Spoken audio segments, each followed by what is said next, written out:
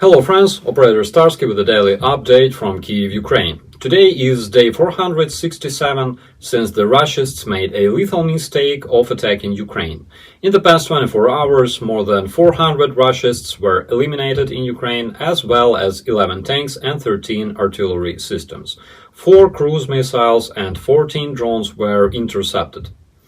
The rescue operation continues in the town of Pilhorodnya, Dnipro Oblast, where the Russian missile crashed between 2 residential buildings, causing massive damage. A 2-year-old kid died, 22 civilians were injured, including 5 children. Also, another strike was conducted in Kherson. We know that 1 person died as of this moment.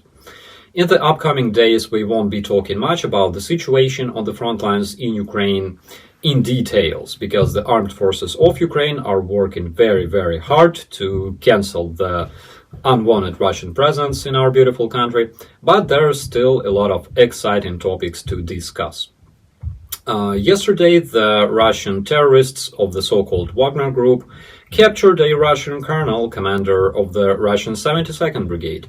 While being drunk, this individual and several of his subordinates opened fire at the vehicle carrying Russian Wagnerites, and we have no info on the casualties taken by the both sides, but we can see tremendous humiliation of the Russian army, and I'd really like to know your opinion about this incident in the comments. Also, terrorist Prigozhin, leader of the Wagnerite terrorists, confirmed that the armed forces of Ukraine returned control over the western part of Bakhmut. This completely eliminates the whole Russia's propaganda about the legendary Russian achievement in Bakhmut, because it didn't last longer than several bottles of vodka used to celebrate it.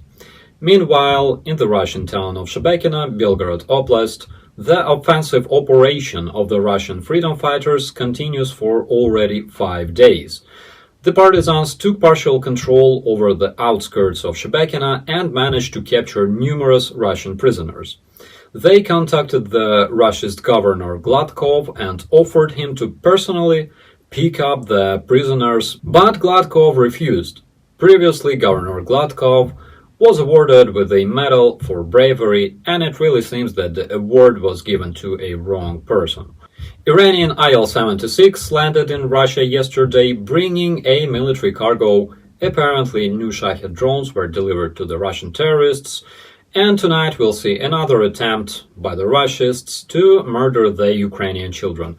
Worth mentioning that the research performed by the Ukrainian wildlife biologists confirmed again that the Russian terrorists have absolutely no balls. According to the reports of the Ukrainian Air Force, 381 Iranian-made kamikaze drone and 185 cruise missiles were launched by the Russian terrorists at Ukraine during May. More than 80% of them were intercepted by the Ukrainian air defense, rendering those attacks as useless as the whole existence of the terrorist federation on our planet. My name is Operator Starsky. Be safe.